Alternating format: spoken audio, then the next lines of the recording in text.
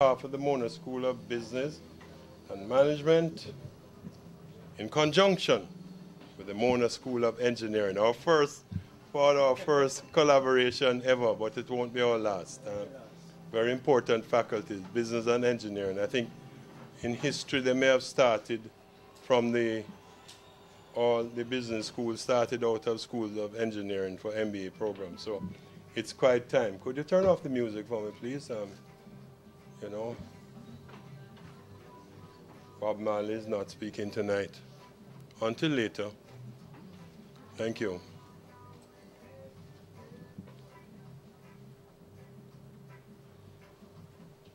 Thank you very much. Good. It's my pleasure. I'm Jimmy Moss Solomon. I'm the executive in residence here at the Mona School of Business and Management, and it's my duty to be the chairperson at this presentation on public-private partnerships. Before I ask Michael Williams, our acting executive director, to give you the welcome, let me just put things in somewhat of a historical perspective, as none of our presenters had been asked to do the same thing. So I look back at public-private partnerships throughout history. I had to go back in the Bible. And if you can accept that God was a government in those days, then God had a public-private partnership with a guy named Noah in the building of a cruise ship. And for some people, it seemed to have worked out very well. For others who didn't take advantage of booking a passage on the vessel, it was rather disastrous. So I move a little bit further forward in history, and I came up with another one. Right here in Jamaica, I see where a notorious criminal was approached by the British government to enter into a public-private partnership. The result of it was to share the ill-gotten gains of piracy. As a reward for his efforts, he was made a governor of Jamaica and set up a transshipment port in Port Royal. So that was the second one in a public-private partnership I came along. But I have no doubt that there are many more in history that I did not research. But suffice it to say, we're here to talk about the modern version of public-private partnerships. To do that, we have had 4 distinguished presenters with us this afternoon. We have our own teaching fellow here, Kama Shonesu. Come on. Everybody just call it Casey, because the last name is so hard. But this is our own Casey, who will be the first in the batting order. And he's a teaching fellow at the Mona School of Business and Management here. Teaches a wide range of programs. Next, we have somebody who doesn't require an introduction, with a lot of letters. Our principal, Professor Archie McDonald, a lot of letters here. MBBS, FRCS, FACSDM. Prof, that's some big letters that I can't even pronounce what it is. But I think that you will know that here is someone who is actively involved in the concept of how do we develop a modern university here at UWI. I think that your high qualifications in trauma have made you a very, very apt person to be the principal of this campus. And he will be our third speaker because he has a lot of experience in the practical aspects of this. We're graced by one beauty. This is Nicola Russell, who is the manager of Public-Private Partnerships and Privatization Division at the Development Bank of Jamaica. And she has over 15 years' experience in putting together the kind of programs that bring the public and the private together in an interest to move Jamaica forward and she will be our second speaker. The final speaker is going to be the head of our department in engineering, Dr. Paul Aiken, and he also has too many degrees. But I like the one, NMR, nuclear magnetic resonance. It sounds very exciting, as if perhaps we will be glowing in the dark after this presentation. But those are our presenters today. And I will come back and invite them to speak in order. And then we'll have some time. Their presentations will be short, and we have a lot of time for questions and answers. I'm going to invite our acting executive director, Mr. Michael Williams, to just come and give the official welcome.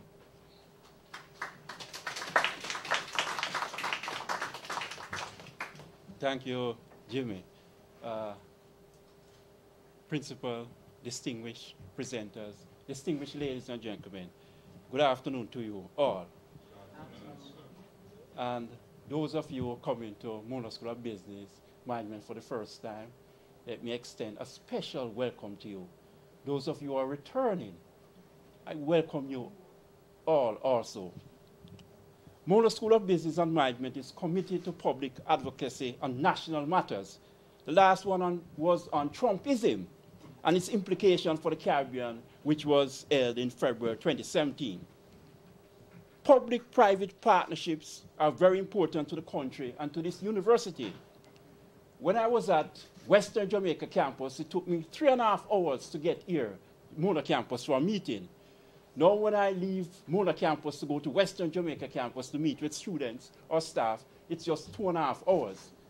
So this public-private partnership that established this road network has benefited the university and the public in general.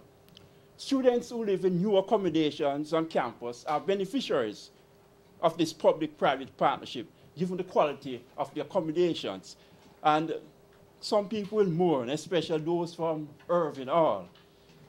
The building is going down. But if we look in terms of what is there now, in terms of accommodation for the student, it is much, much better than when we attended university. And when I show the pictures of the accommodations to individuals from overseas, they're impressed in terms of the accommodation. UWI's public-private partnership to supply the campus with water from its well will enable NWC to provide a more consistent water supply to communities near the Mona campus. So it's not only university that is going to benefit from this initiative, but the surrounding communities. I would like to thank our sponsor, Spurtree Spice, for its continued support and sponsorship for this public advocacy series. I greet you all on behalf of Mona School of Business and Management, the #1 business school in the Caribbean. Thank you very much.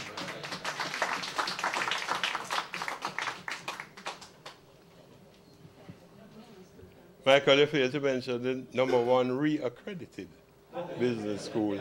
And I think to the team here at MSBM, I'd like to extend my thanks. KC, on behalf of the Mona School of Business, it is selected that you are the opening bat. And I just ask you to put your hands together to welcome Casey.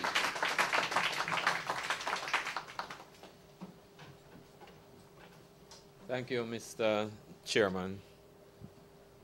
Can I get some assistance with the PowerPoint presentation, please?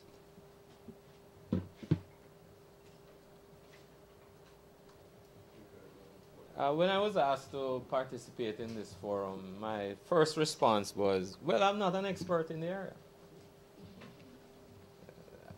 So not being very well informed, I thought I would take the position of a generalist and just bring some economic principles to bear on the issue. But then, given that I was only allocated 10 minutes, I then asked myself, well, how much can I say that is informative and useful in 10 minutes? So I then decided to narrow down my focus. And it's interesting that in his opening remarks, the executive director mentioned the role of highways. So I'm going to confine my remarks to, well, I'd like to call it reasoned speculation about the pricing of highways and the potential for revenue enhancement. But before I begin, let me welcome you all to this forum.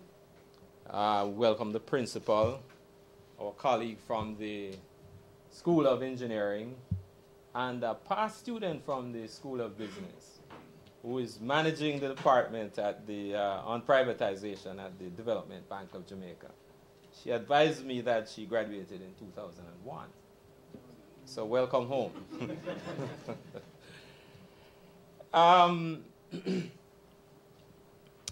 Let me just check to make sure my clicker works.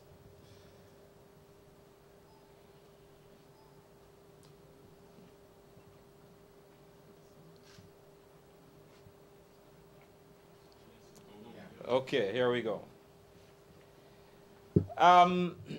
So in 10 minutes, here is some background issues that, in order to make sense of public-private partnerships, one would need to address. But unfortunately, I don't have the time to speak to all of these issues, except to call your attention to two reports that have recently been in the local news media. Both of, well, the World Bank report can be accessed online if you're really excited about this stuff and would like to be informed. But the second report concerns which ministers from the government and spokespersons within the sector commented on Jamaica's ranking, where Jamaica was ranked 4th among countries in Latin America in terms of the policy infrastructure to facilitate public-private partnerships. Again, I'm not going to say too much on that in view of the amount of time I've been asked to speak on the issue. So to narrow down my focus, I decided to look at highways. And the key thing to recognize when we think about the highway infrastructure that we have been provided with to date is we start from the recognition that highways are very, very expensive.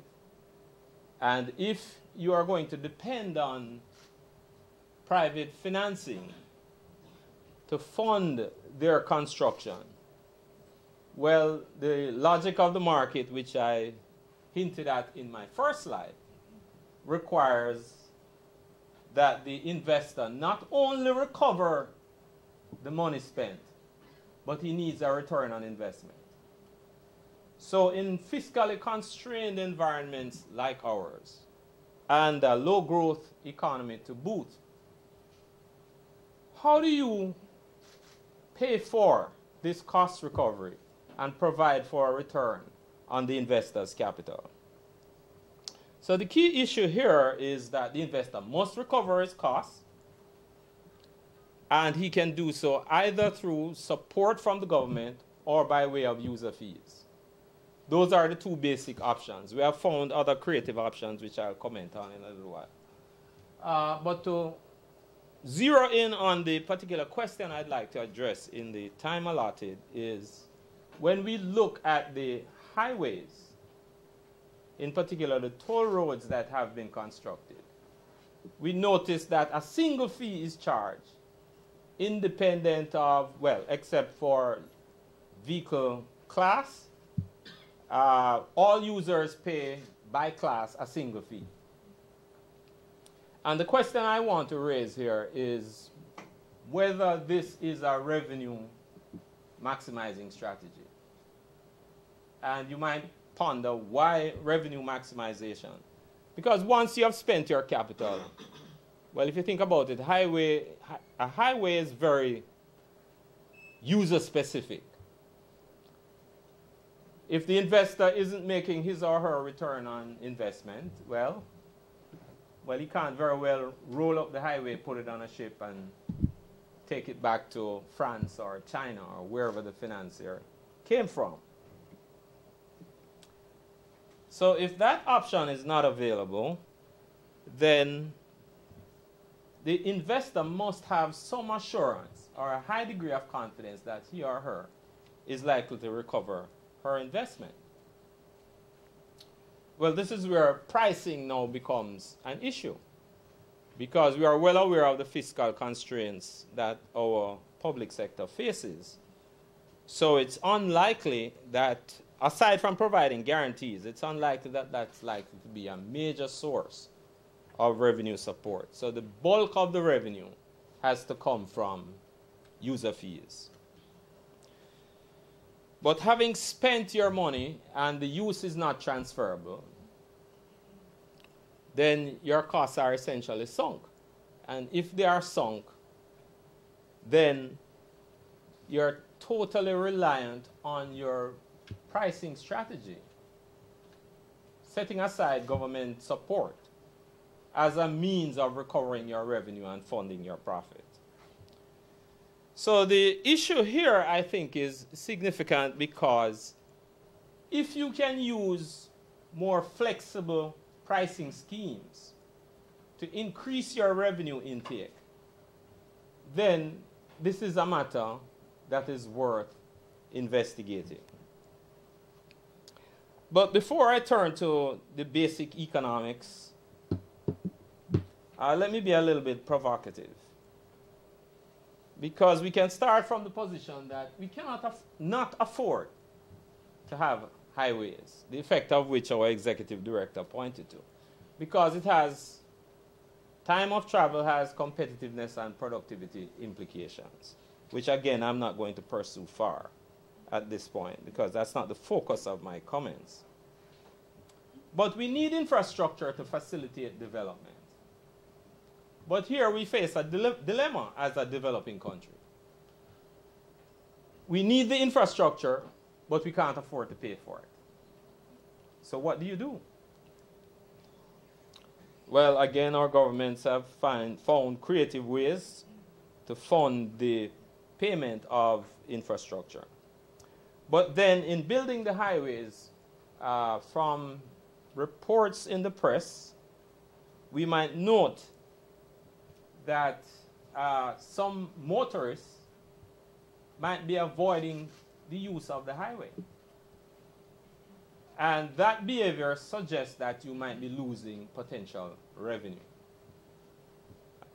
So the question is of relevance because can you adopt a pricing strategy that can provide an incentive for users who avoid the use of the highway at current rates to use the facility? But I'll come back to that in a moment. I want to raise the question of affordability. I'm going to skip this slide because we are familiar with the major segments of the highway that have been built for which toll rates have been charged. And if you have ever driven on particularly the South Coast Road that leads to Sandy Bay, you'll notice that there's very little traffic on that road. Even during peak hours when there is congestion on the Mandela Highway, there is very little traffic onto the ramp that takes the highway, which is really surprising given that you have an exit to get off at Spanish Town. So you would expect heavier usage. So that raises a significant question. But then, who owns the vehicles that are potential users of the highway? So this is to put my remarks in the context of Jamaica's stage of development. And I think here, the point I want to make here in going through these, well, really two tables, well, it's three, but I really want to focus on two, is that we can't simply look at per capita income measures. Distribution matters because it speaks to, well, one, who owns motor vehicles and who can afford to use the highway. So here's and this data came from Jamaica Survey of Living Conditions. The latest issue I was able to find was that for 2014. And interestingly, I don't want to spend too much time on this, but not being an expert in the area, I tried to get data on highway usage and revenue collections, it being a public facility, because really the operators are operating under a concession. The information is not readily available. And if you go to the public sources where you'd expect to find the information, again, I could be wrong on this, so I stand corrected, but the sources I consulted, like the Economic and Social Survey, the information was not there. And if you went to the respective websites, it's a nice PR page, but there's no data there. But the point here in this table is the motor vehicle ownership in terms of the percentage of households. What this is telling us is, if you look at the wealthiest 20% of the population, roughly 35, 36% of households. Don't ask me about the income bands here. But roughly 35%, 36% of households in the top 20% income group own a motor vehicle. And here you have the percentage for the island as a whole, the Kingston metropolitan area, and major towns. So with that observation, again, this data comes from the Jamaica Survey of Living Conditions. And the question I want to ask here is, who is in a position to pay the tolls, bearing in mind that government is not in a strong position to offer subsidies to ensure that the investor secures his return on investment? This entry basically tells us that Jamaica's income distribution is highly skewed. Roughly, and this is using consumption as a proxy for income. But let's say the top 40% of the population accounts for 2/3 of our consumption, or if you may, 2/3 of our income. So these are the people you are depending on to pay the user fees to finance the recovery of the investor's investment.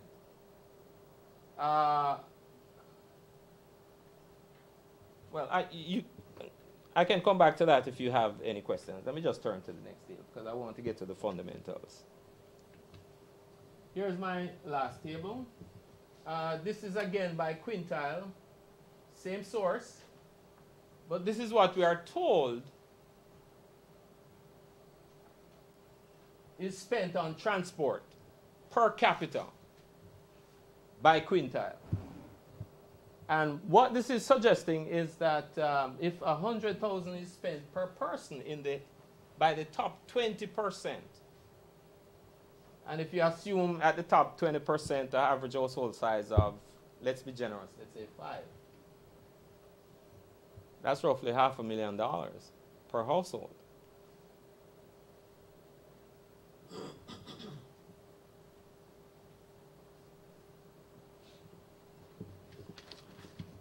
Anyhow, so much for the data. But what this data is telling us is that we're not talking about a highly affluent population, even at the top 20% segment of the society.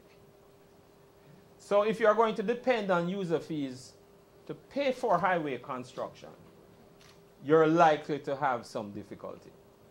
And it makes the point that whatever measures can be implemented to facilitate revenue, those measures should be considered. Of course, not without investigation. So let me just call your attention to two basic principles that I think have a bearing on this matter of the potential for price flexibility in an attempt to raise revenues. And essentially what I'm calling attention to here is the idea of the sensitivity to price, or what we in economics call price elasticity. And to the extent that people are differentially sensitive to prices, it means you can vary prices following suitably defined criteria, again, which has to be empirically established. And it may be possible by discriminating or segmenting your market to be able to increase your revenue intake. Again, I don't have data. I haven't conducted any studies, so all I can do is offer what I told one of our presenters earlier, is I can rely on reasoned speculation. So let me start with the market segmentation first, and then comment on this idea of contribution analysis.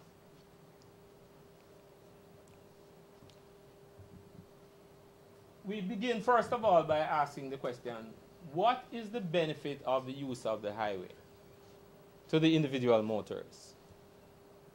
And how do you assign a value to that benefit? Well, in economics we say, well, your best estimate of value is based on the highest price a user is willing to pay. And the highest price someone is willing to pay is likely to vary by the urgency with which you need to use the highway. In other words, it's likely to vary by the time of day. So that naturally leads to the question, is it possible to vary the fee for using the highway at different points during the day? It is done in transportation arrangements all over the world.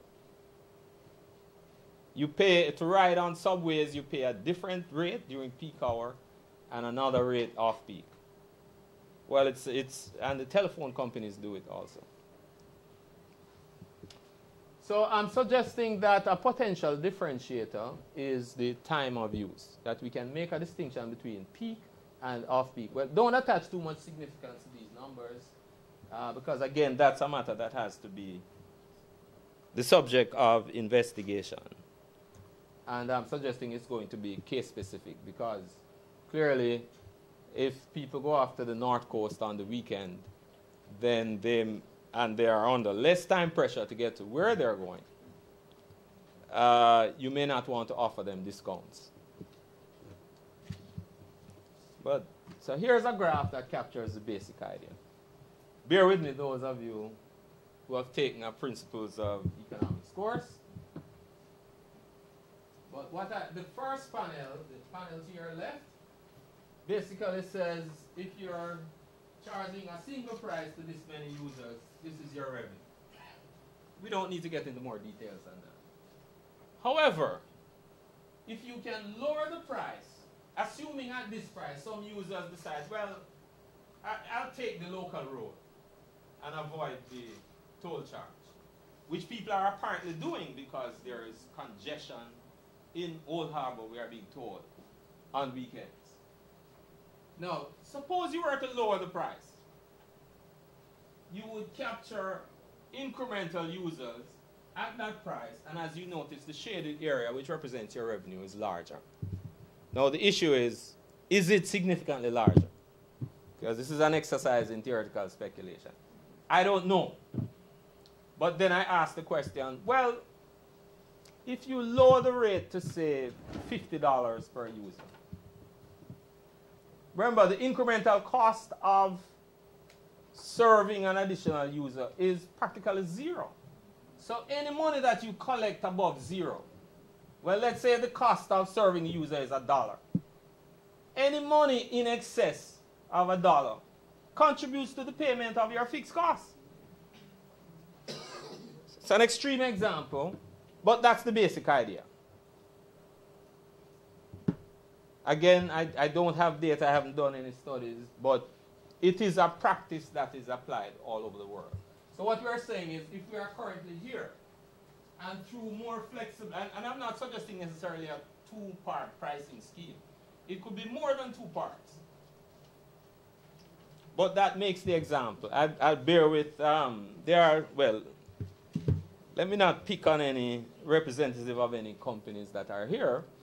But if I sell corned beef under my premium brand, and I want to compete with the low-price leader in the marketplace, and I don't want to undercut my premium brand, what might I do? I introduce corned beef, maybe not quite at the same grade, under a different label and sell it at a lower price. It's the same basic idea. I was told 10 minutes, and I'm sure I've gone past 10 minutes, so let me move towards wrapping up here.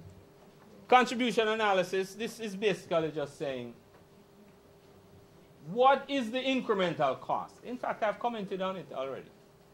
What additional cost will I incur to serve an additional user of the highway? That's the idea of marginal cost.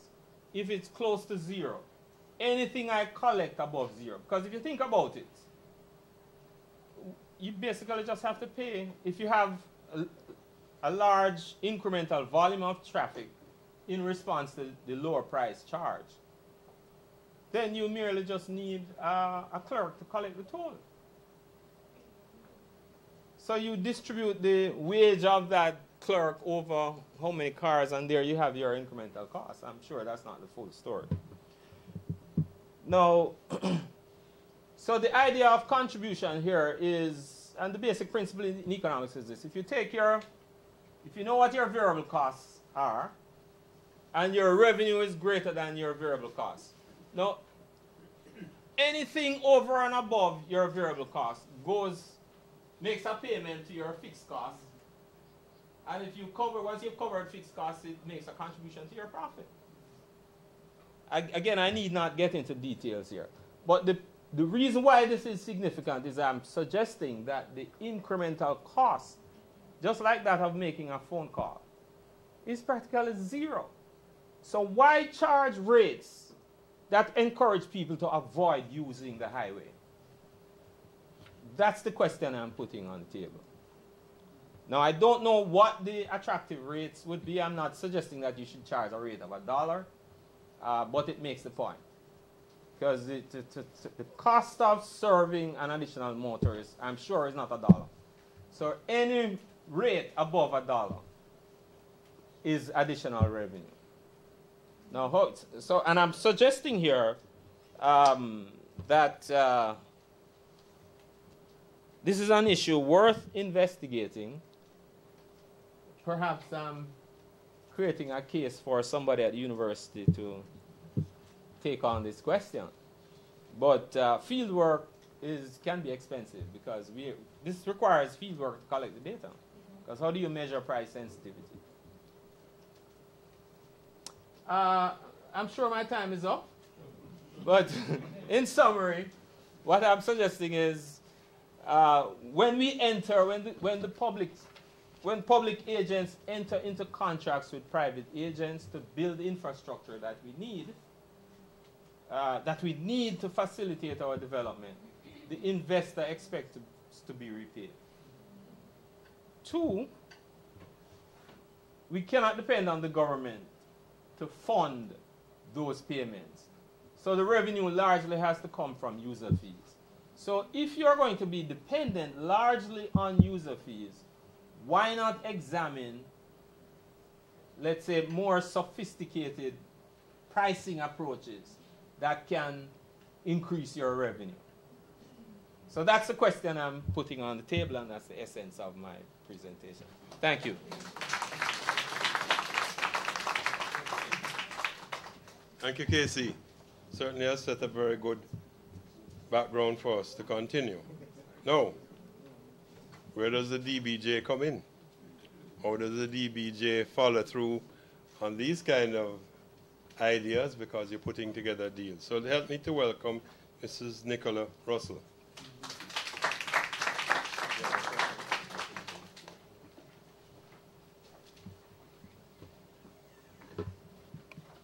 Afternoon, everyone. Nicola Russell, a manager in the PPP and Privatization Division at DBJ. We also have 2 other representatives here from DBJ, our Managing Director, Mr. Reynolds, and General Manager of the PPP and Privatization Division, Mrs. Arana. Okay, I'm just going to go right in. Basically, the presentation I'm going to be doing will be focused on just a little background on the policy, the range of partnerships between public and private sectors, how we define PPPs in the policy that the government has developed, the institutional framework, the role of the DBJ's PPP unit, the transaction resourcing, and the PPP transactions in progress. All right, so a little bit about the policy development. All right, we have a PPP policy that the government developed, and it's been approved by Cabinet in 2012. And we also took the opportunity to revise the privatization policy as well in 2012. And the policies were tabled in Parliament in November 2012 and became effective immediately. 5 years on, we're actually doing a review of the policies to see where we can improve the efficiencies within the processes and to incorporate any new amendments and lessons learned. All right. What I find, and most people in our unit find when we speak to ministries, departments, and agencies, and even the private sector, is that there's not a clarity around how it is that we define PPPs within the spectrum of private sector participation with the government. So you can see at one extreme side, at that, over there, that's traditional procurement. That's where the government would do a service contract or a management contract with the private sector. So the government is actually paying the private sector to come in and perform a service. As you come further in the continuum, the risks are being shared with the private sector. And on the extreme left, the risk is fully transferred to the private sector. You're selling the asset that the government owns. The government no longer is involved in managing, operating that asset. The risk is fully transferred. So on the complete right, the government has responsibility for the asset, and they're just entering into a contract with the private sector. The private sector still sees the government as being responsible and bearing most of the risk. So as you come into the middle, which is where we're talking about with PPPs, you see where that red box is, design, finance, build, operate, transfer. That's the PPP we're talking about, where we're sharing the risks with the private sector. It's not full divestment, where we're selling the asset and transferring all the risk. We're sharing the risks. So that's where we are. And it's not joint venture either. Joint venture is when you're actually being an equity partner with the private sector. That's a different risk sharing. Okay, so the definition of PPPs. So a public-private partnership is defined as a contractual arrangement where a private firm term concessionaire finances the upfront investment to build, rehabilitate, maintain, and operate an infrastructure facility that provides services to the public. As repayment for their investment in capital, maintenance, and operating the costs, the firm receives user fees, government payments, or a combination of both. At the end of the concession, the facility is returned to the state. In this arrangement, the project risks are allocated to the party best able to bear the risk. So it's a long-term concession. The government continues to own the asset, but the private sector comes in, finances, builds, operates, maintains the asset. And at the end of the concession, it's returned to the government. So within the PPP modality, there are several ways that you could do that PPP structure. You could have the private sector design, finance, build, operate, maintain it. That's the DBFOM. Design, build, finance, maintain it. Some of them just come in design, build, and finance. So all of those kinds of structures is what we're talking about, the government thinking about entering into when we talk about PPPs. So this is the PPP development process that is in the government's policy. Essentially, you're looking at a screening process at the very beginning. Ministries, departments, and agencies will come and present possible PPP projects for development. These are investment projects. These are to build infrastructure, things like that. And they could have been done via traditional procurement, but they're looking at the PPP modality. They're screened. There's a public investment secretariat that does that screening, and DBJ would also assist with that screening process. Once it's approved, meaning that it's in line with government priorities, there is some strategic fit with that project proceeding as a PPP, then it moves on to a detailed business case. This is where all of the studies are done. We'll engage consultants to do legal due diligence. There are valuations done. The value for money assessments are done by Ministry of Finance. We'll have to look at marketability. There's some market testing that's sometimes done. There's consultations done. There's a social impact, economic impact. There's environmental impact assessments. All of those things are expected to be done in the business case. Once you have finished the business case, it culminates in a transaction structure. That is to be approved by Cabinet ultimately. Once that's approved, then we'll go into the transaction stage where the bidding documents are prepared, the draft agreements are prepared, and we go into that bidding stage where we invite proposals.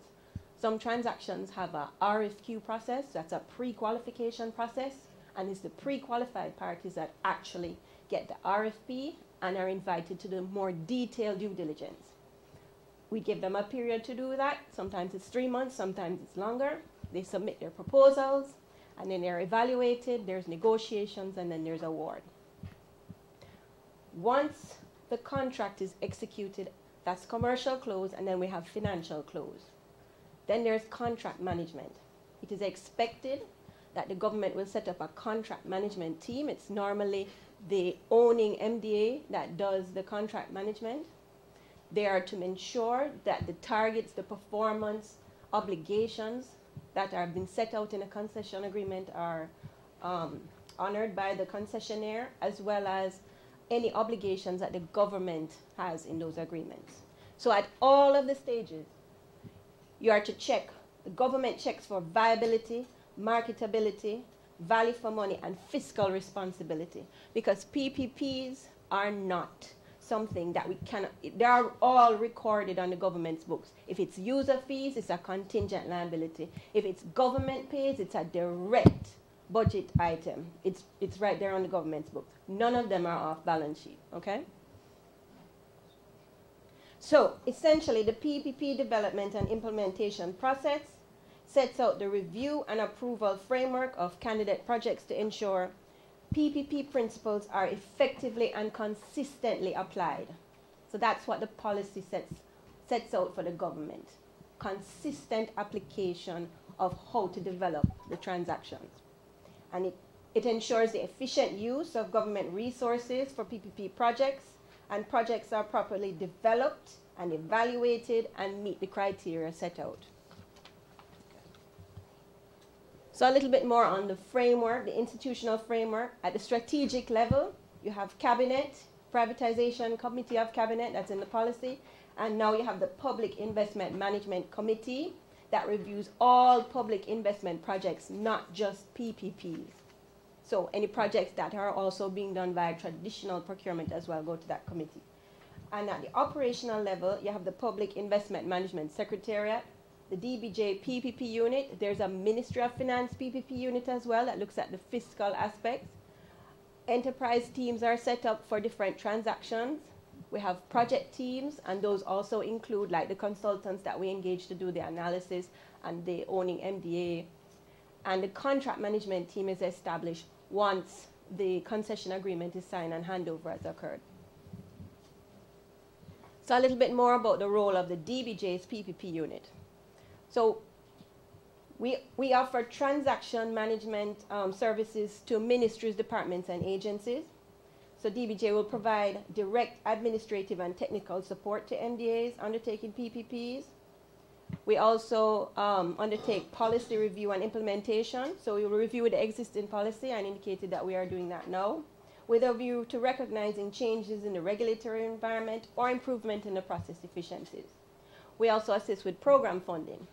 We realize that developing these PPPs, you have to do this analysis, this feasibility studies.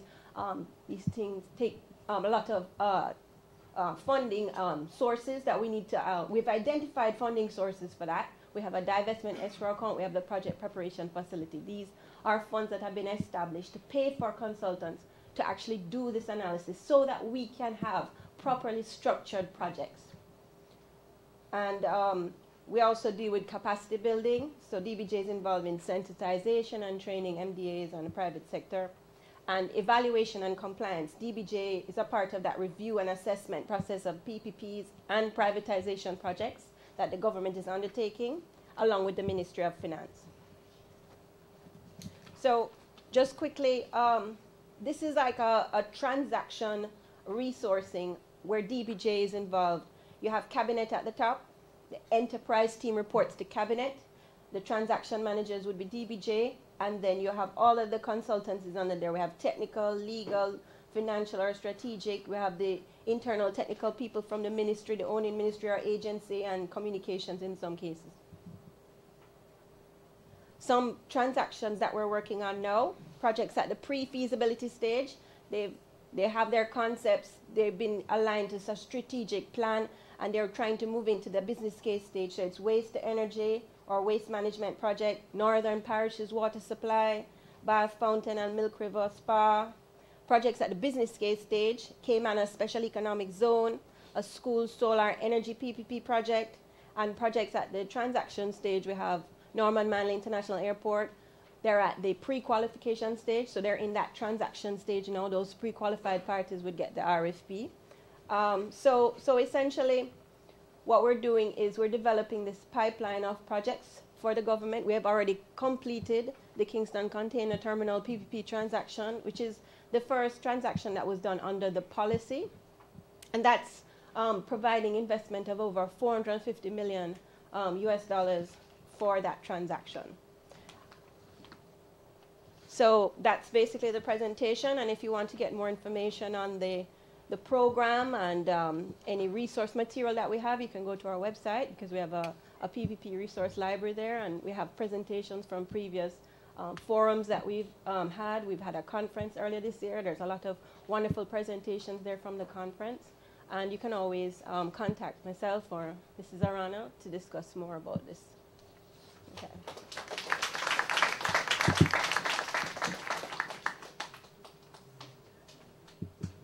Thank you very much, Nicola. You sound very busy. I'm sure there are a few more coming up that you haven't even mentioned yet that are perhaps being generated in the minds that are in this room today. No, our principal is a man with some experience in PPP. In fact, I believe on this campus we say he must be the founder of PPP. Principal, your time. Enlighten us.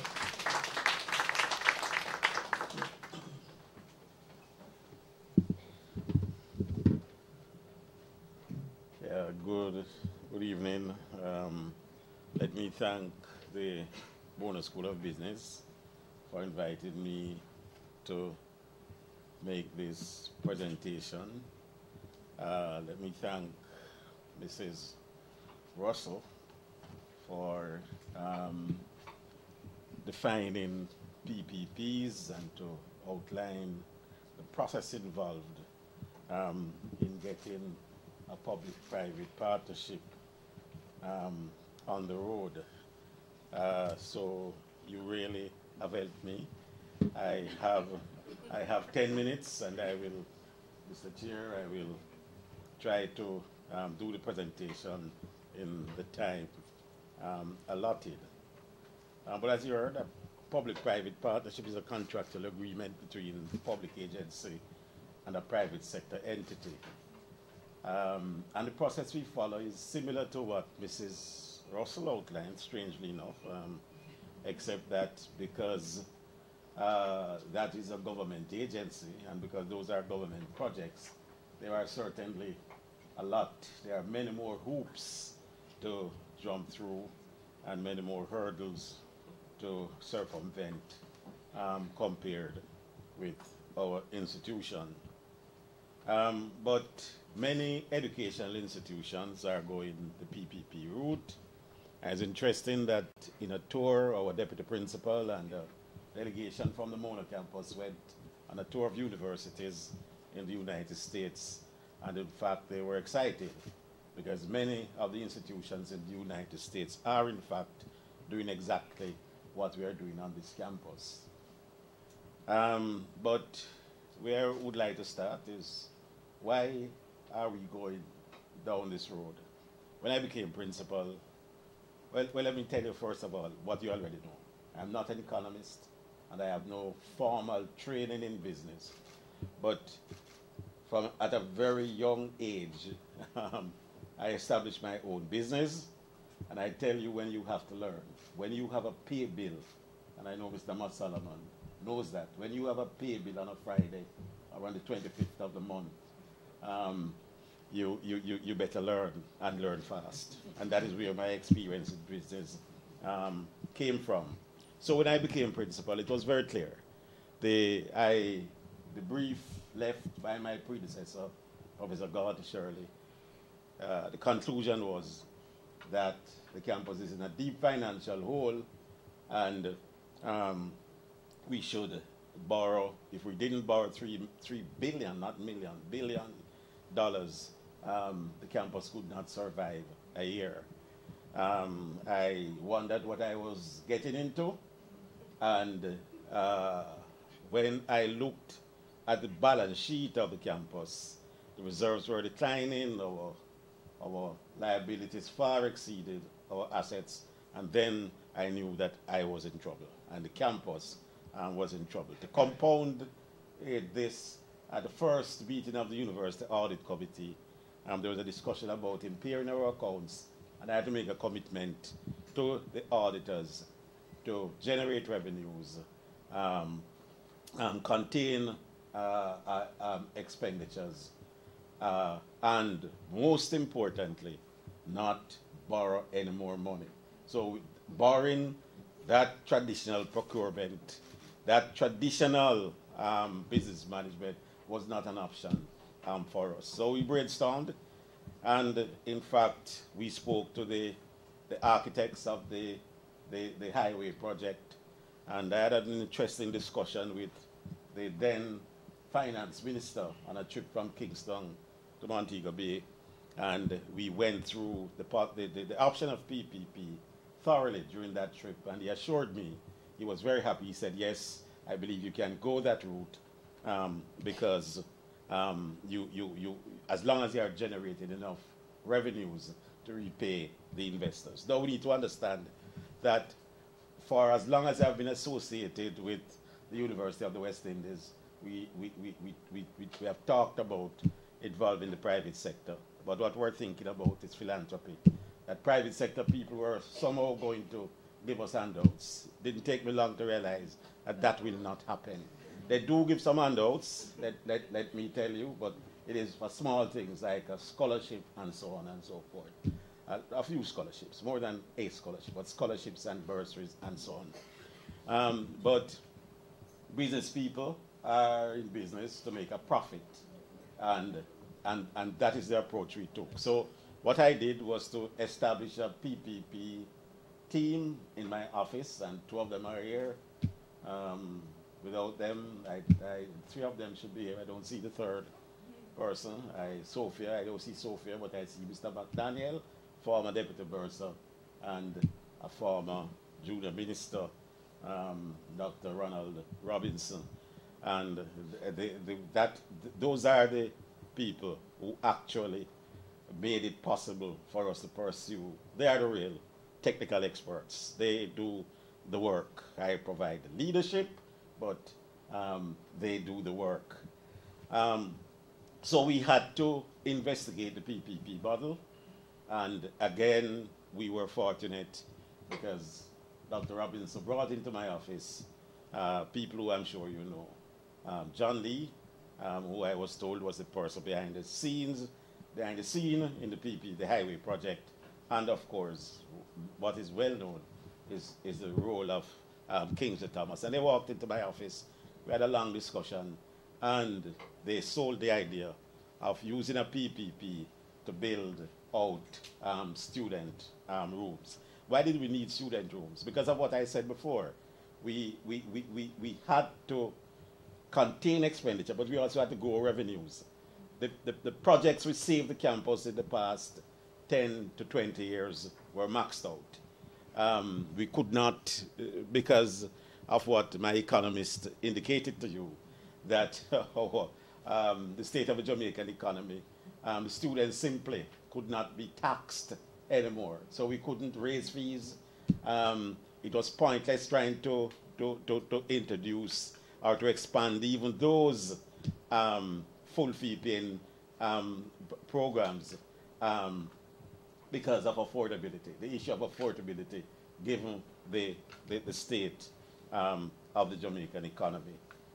And we heard since I've been associated with the University of the West Indies, a long time, really long, over 30 years, 30 odd years, we heard about the 80-20 model.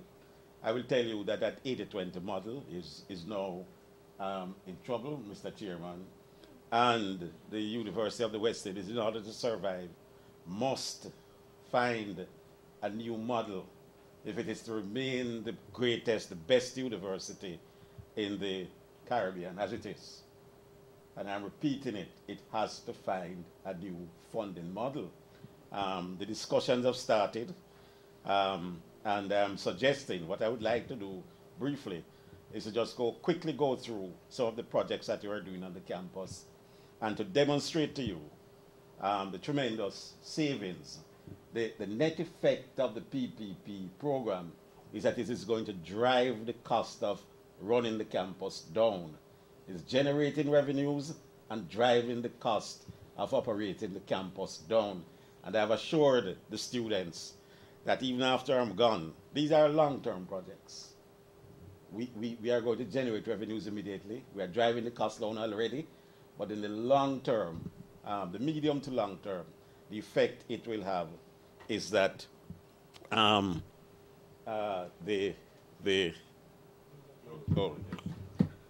effect it will have is that it will lower the cost of tuition.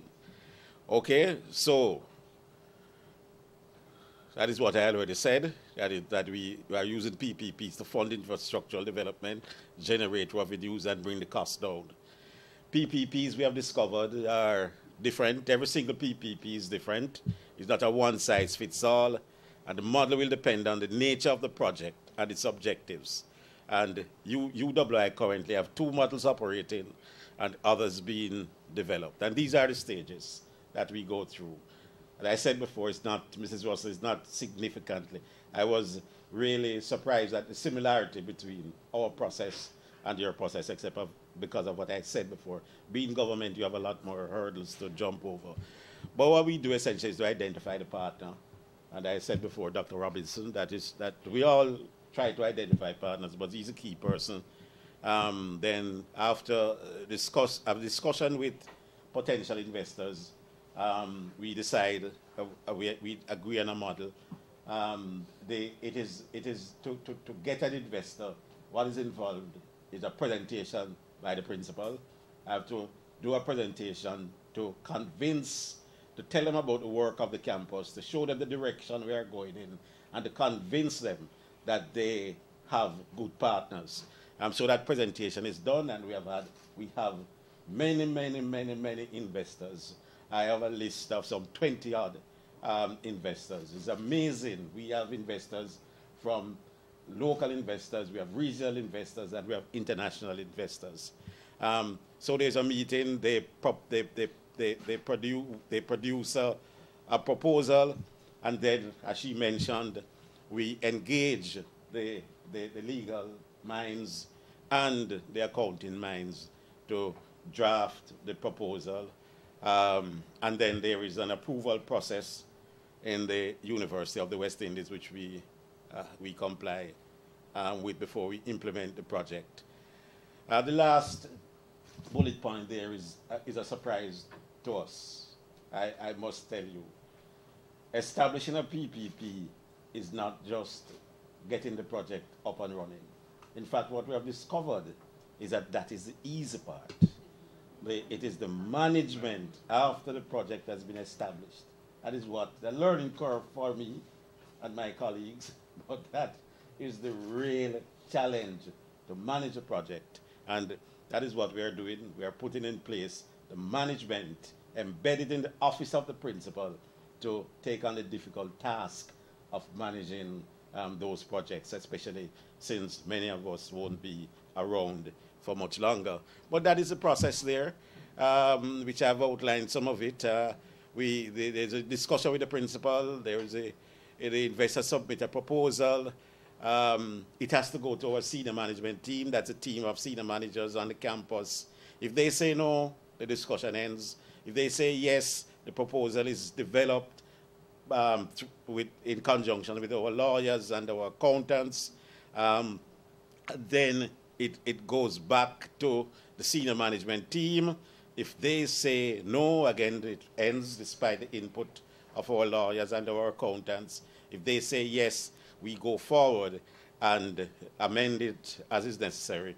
Take it to the Campus Finance and General Purposes Committee. If F&GP says no, again, it ends. If they say yes, it goes on to the University Finance and General Purposes Committee, and then we can proceed. These are the existing projects. I think I don't need to go through these. The student and the housing and the water projects are well known. We are now going through the process, very tedious. This one is a little bit, well, let me tell you, student housing took us, that's the first project. It took us 15 months to get an agreement. 15 months with the team meeting here, going downtown in the offices of Myers Fletcher until 3 o'clock in the morning. A lot of work, and this is not well known.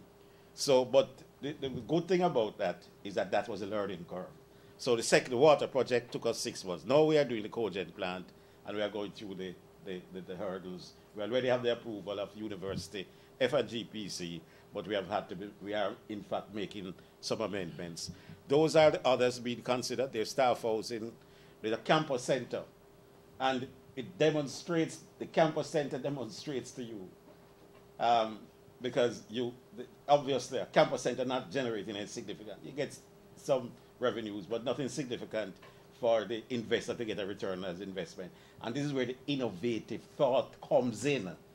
So we are using innovative thought. And we, every day that we go into office, there's a discussion about this. It doesn't come easy, right? We spend many hours trying to determine how can we use PPP to fund something which is not generating revenues.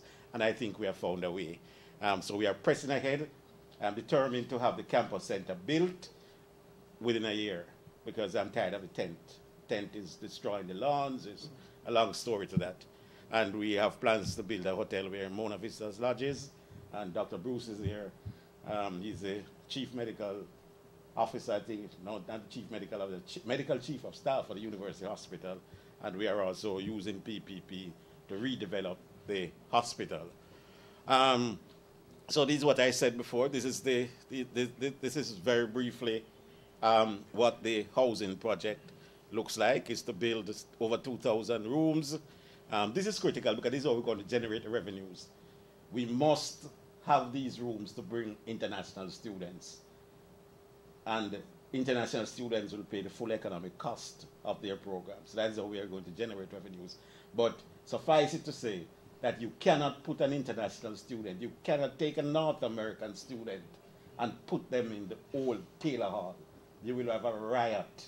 You will have to put them on a plane and send them back to their parents. So this is why we went that road.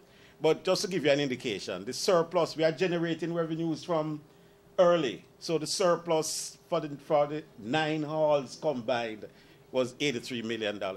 When fully implemented, the revenues generated from this project alone is $200 million, and the investors will get the return on their investment over a 25-year period. Something which I found out is that there are many institutions in Jamaica with pension funds, and pension funds are ideally suited for investment in PPPs.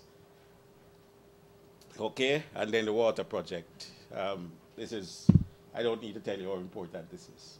I hear they're going to the water lock-off soon, but suffice it to say that apart from the fact that we are running a campus, we have a campus 25,000 people, staff and students.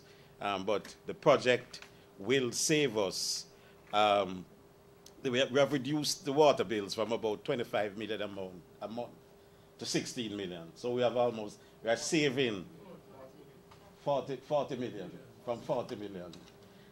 So we are saving some $25 million a month on our water bills. And the Deputy Bursar will tell you that we already see the effects of that on our cash flow.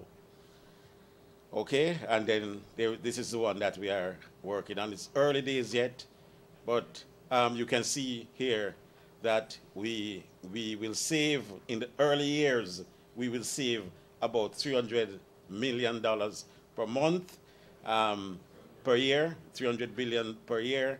That is the model, basically. We pay for fuel, we pay for operation and maintenance, and of course there is the capital investment, that's a CapEx.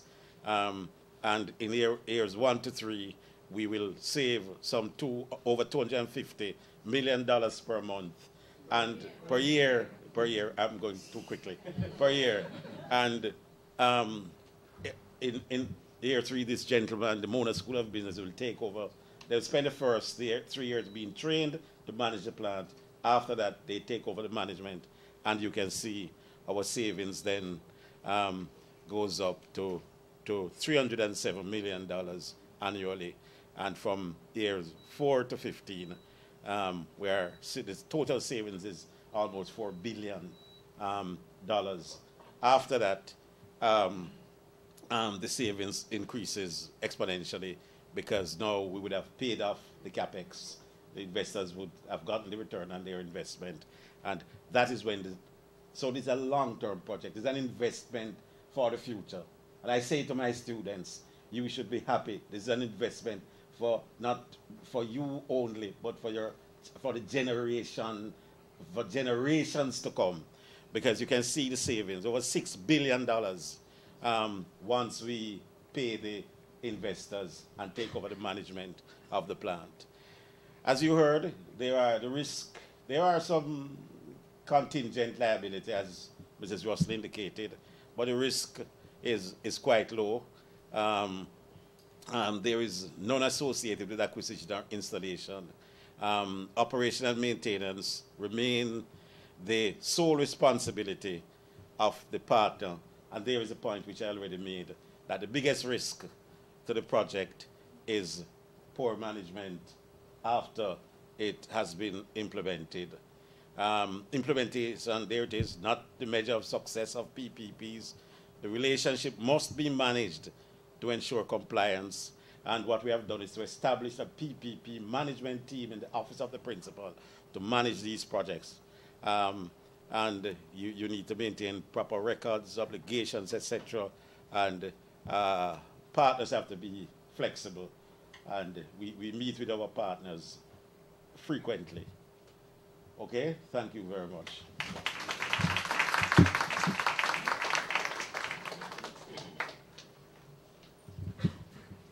Happy to hear you remember the hospital on this. Very important, you know. That's your sphere of expertise. And now our co-host, Paul, School of Engineering. How are we going to keep these running? Thank you, Mr. Chair. Colleagues, good afternoon, distinguished panelists. Now, I must say I was sitting there and I felt rather humbled. I'm on a panel with my principal. Wow. Jimmy, I'm growing up. I've grown up. And I must say, Casey, while you were talking about something need to be done for the assessment, I was whispering to the principal that one of my colleague engineer, Dr. Omar Thomas, we are entering into negotiations and funding with NROC to do that exact kind of thing, a modeling of the highways in terms of the costing structure and how they can make the best return on investment. We're also looking at other things, remote monitoring, and they're in process of developing the South Coast Highway from Clarendon to Manchester, to Mandeville, and there are some serious geotechnical and soil issues that another batch of engineers will be working on and research. So we are getting into the structure. So Mr. Jimmy, this merger with MSB and MSC is a very good one. We are taking the science and we hope to generate a lot of funding from it. As the principal said, we are very integral in the cogen, and we will see the benefits as we go on. Where's the... All right, so today, colleagues, my role here is to talk about the things that you normally don't see, the background, what goes on when all of these PPs, when my colleagues, my front runners, Ronald and Herman, gone through all the hard work, get the document signed, groundbreaking, what's next?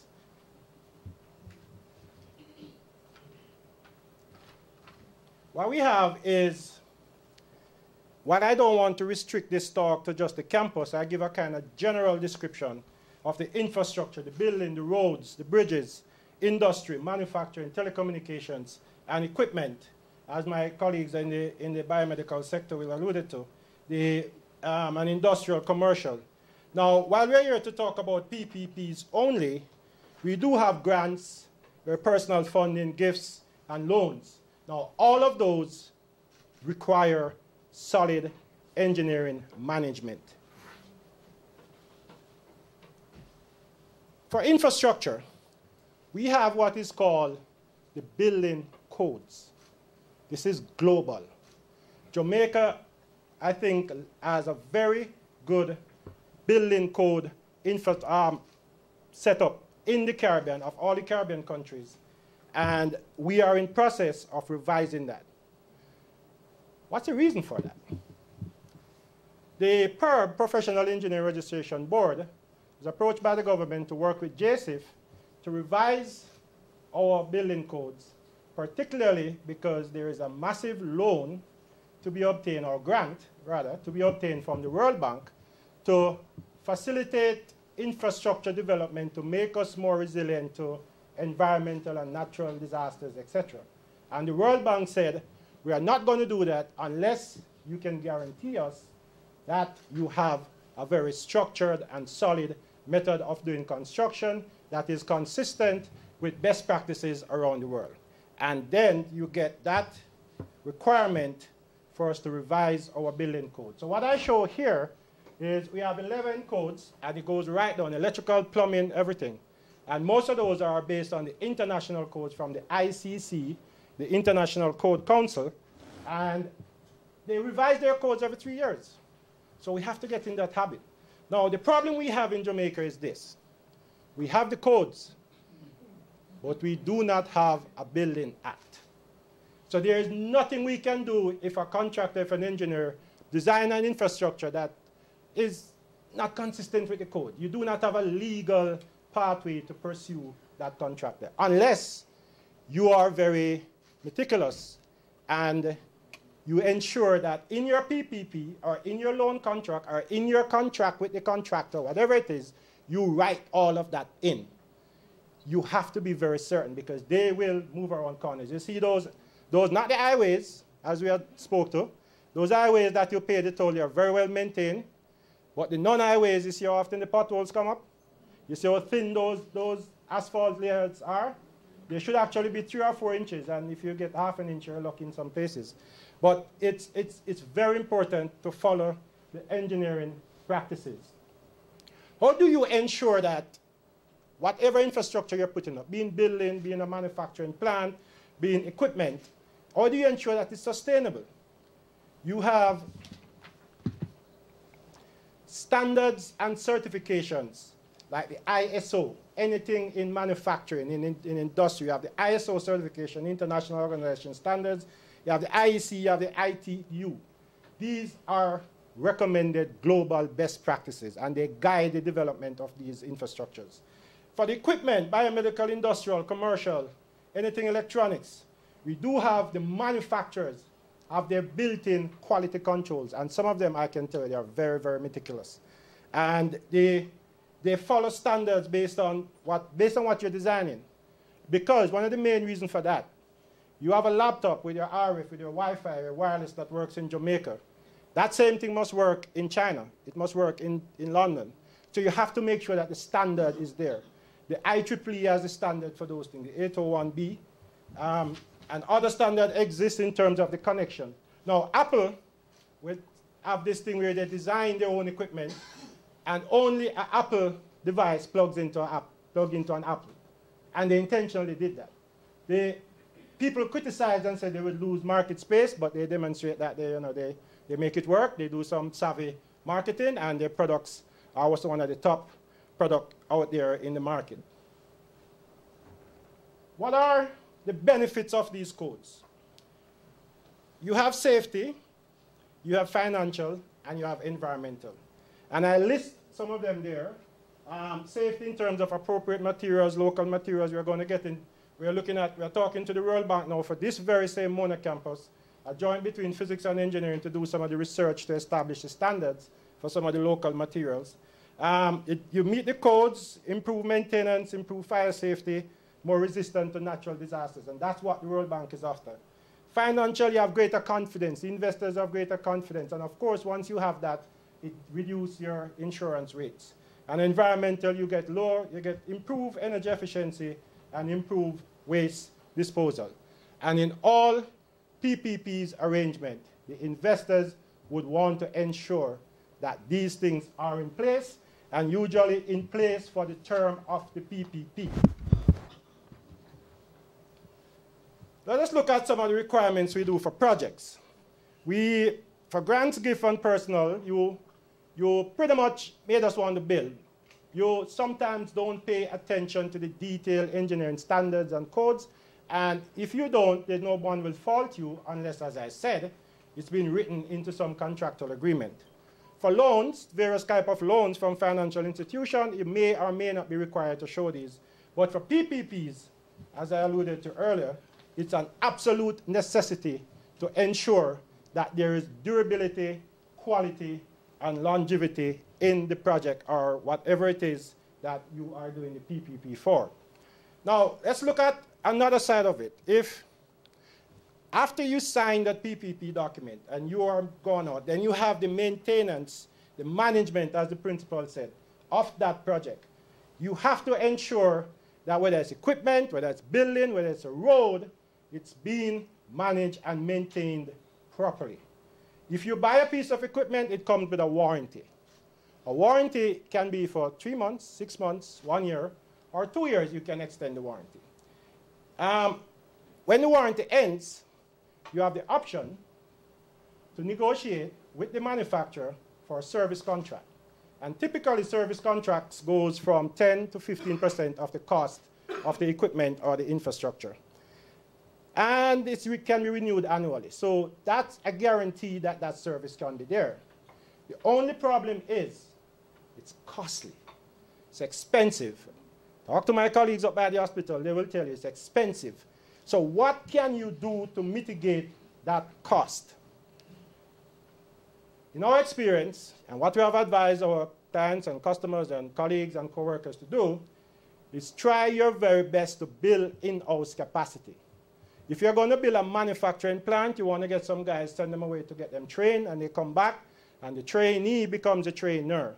If you get a state-of-the-art equipment, a cath lab X-ray machine, and you usually, when you buy these devices, in that purchasing agreement, that purchase agreement, you have an option to send a staff or two to the manufacturer to get them trained. And ladies and gentlemen, I'm telling you, if those of you are in that position, make sure to capitalize on that, because that trainee comes back and becomes the trainer. And then that process reduces your maintenance cost, because then it reduces your reliance on the manufacturer to continue providing maintenance year after year after year. You could subcontract to a competent local company. I mean, Mona Tech Engineering was formed to do that, but that's mainly for maintenance. You do have a lot of companies out there that's there for civil works, electrical works, mechanical works, and you can do that subcontracting. And it reduces the costs from inviting an international contractor down or the manufacturer. Now, when you have a machines or infrastructure, we always recommend in that document, in that maintenance document, it's strongly recommended you follow the preventative maintenance recommendation of the manufacturers. If you're supposed to change a valve every 2 years, change that valve. If you're supposed to use a special kind of chemical to clean your autoclave, use that. Because what will happen, you use bleach, it burns out the seals. After a while, the machine deteriorates, and in a few months, couple of years, it's in a corner sitting somewhere because it's too expensive to repair after that. So if you do not follow preventative maintenance, you're going to be replacing that machine or infrastructure in a very short time. And if you're on a PPP, you're going to be in a lot of trouble. You manufacturer usually recommend parts and products. Always use those as best as you can. And ensure, this is the last bullet there, is something that we normally overlook. Ensure that the site facilities are in accordance with manufacturer recommendation. JPS is a lot more reliable now than they used to be. But back in the days, the voltage used to fluctuate. The frequency wasn't as steady as it is. So you have instabilities in your supply. And you have to get a special voltage regulator or stabilizers to ensure. This will damage your machine. And it damages it in the worst way. The big piece, the most expensive part goes first. And it means typically you have to replace the whole machine.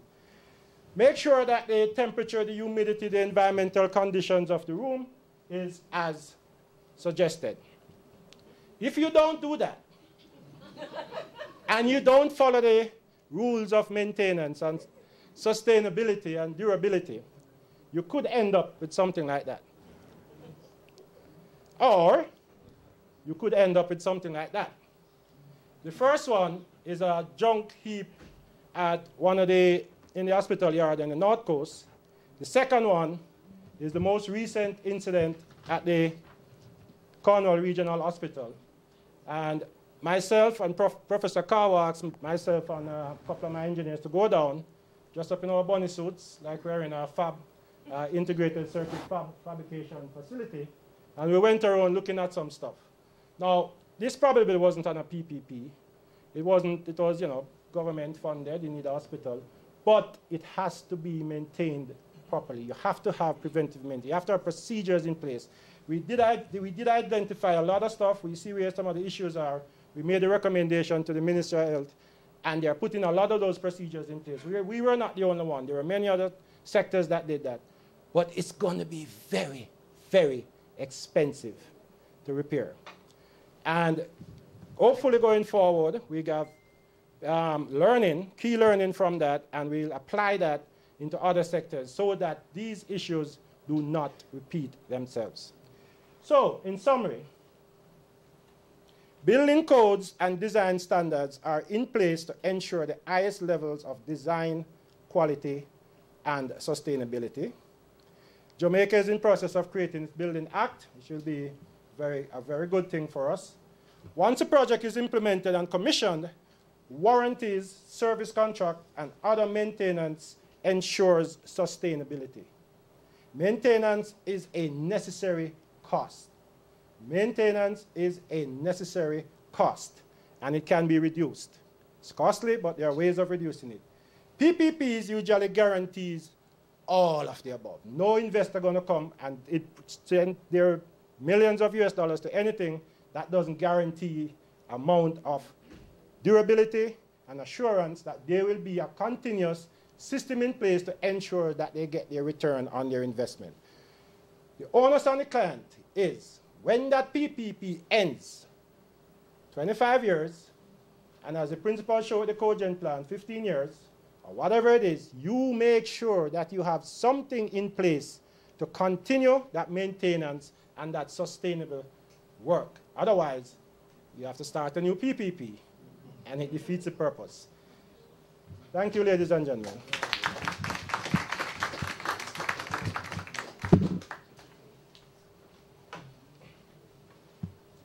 Friends all, we have heard 4 interesting looks at this methodology of PPPs.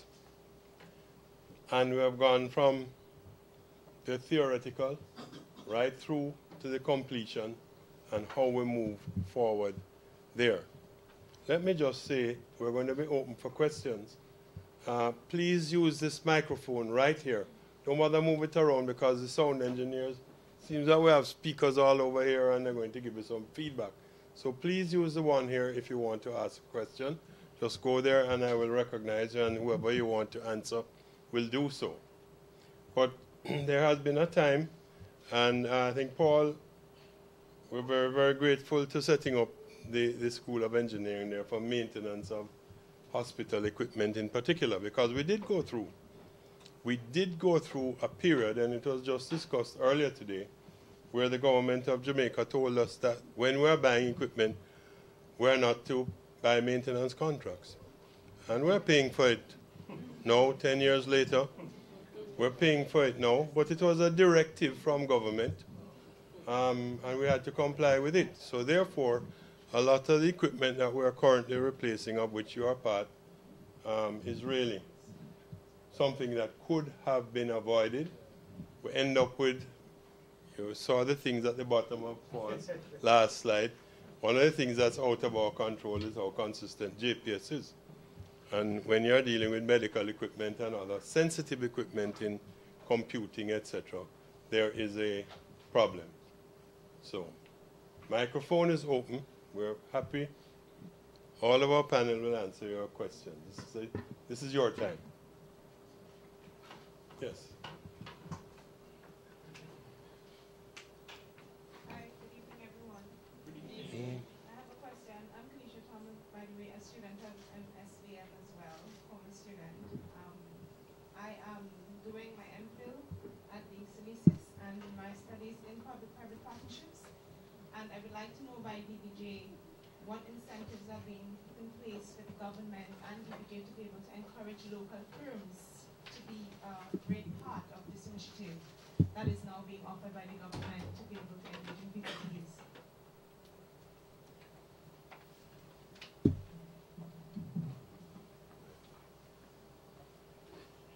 Okay.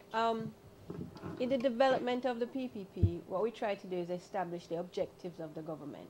So when I speak about that business case, we have to get the government and the stakeholders that are in government to identify what it is that they want.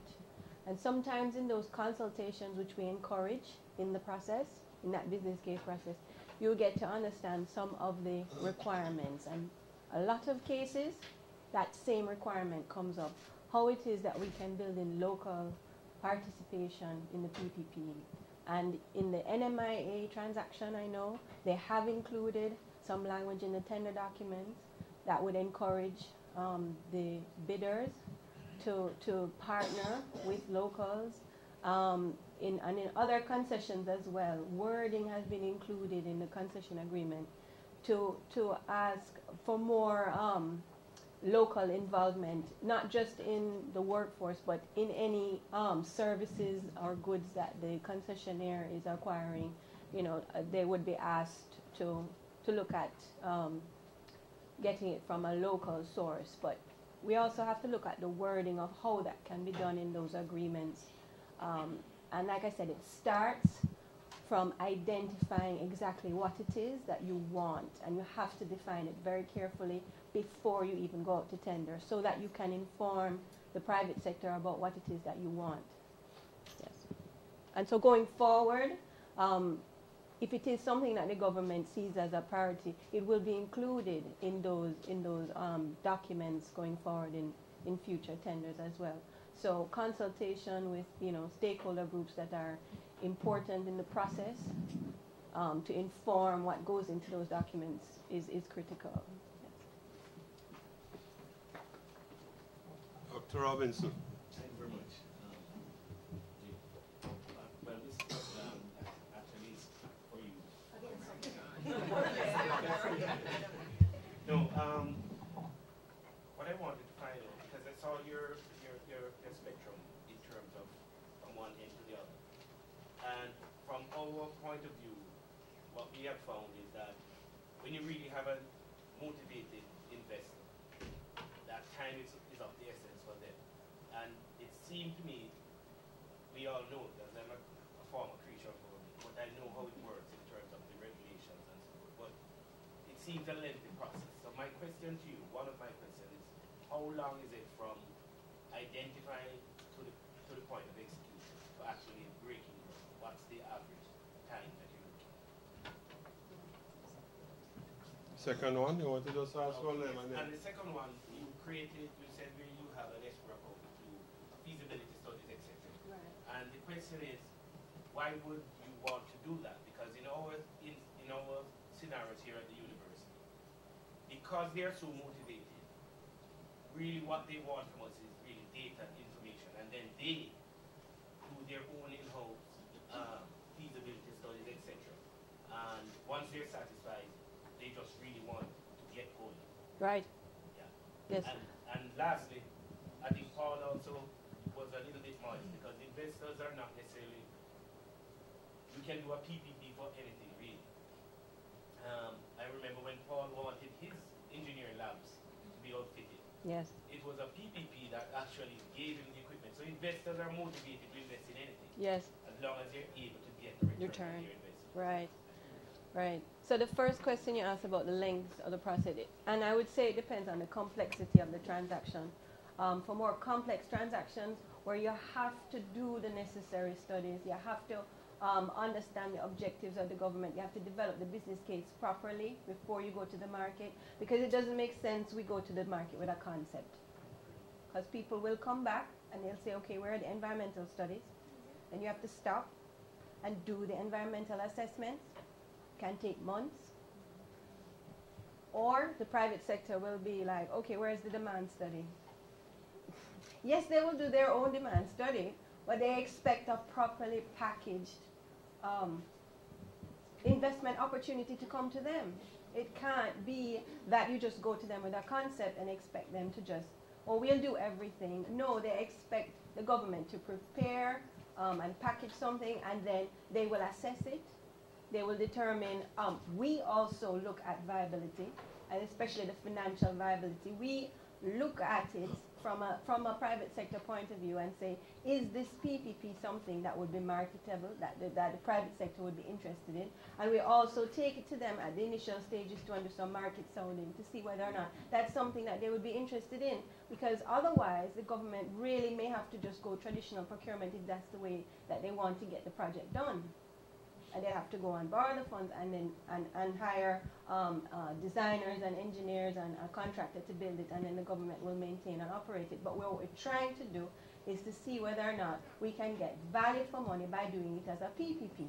And in a lot of cases, when the assessment is done by the government properly, then you can make a case that there will be value for money created by the government by having the private sector undertake the design, finance, maintenance, operation, because the private sector is going to build something that they know they're going to maintain. So they're not going to build it and then leave it for the government to maintain it, because they know that they'll be the ones maintaining it. So they're going to build it properly so that their maintenance costs are lower. They're not going to build it and then look for loopholes in the contract for cost overruns. No, no. So they're going to build it so that, because they know they'll be the ones maintaining it, and they have to keep those costs low in order for them to get the fees from the performance. In some cases, it's a user-funded PPP, and that's what the government is encouraging now. So with KCT, that's a user-funded PPP. With NMIA, that's also a user-funded PPP. So basically, we would like to do more social sector PPPs, like building schools and hospitals, but it's a direct government pays PPP, and we have to look at the fiscal considerations, which is why Ministry of Finance is so important in the assessment process, because they have to tell you whether or not there is fiscal space. They have a trajectory, and they will let you know every single time you speak to them that the debt has to come down.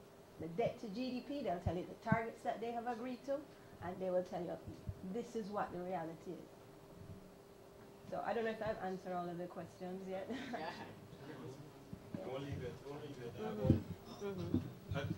At what rate of exchange, or not, sorry, not exchange, what return on investment do you think private pension funds, which have a lot of money, many billions of dollars, probably hundreds of billions of dollars, would they be interested in leaving government paper and take the risk of public-private partnership in order to get a better return for the members? Okay.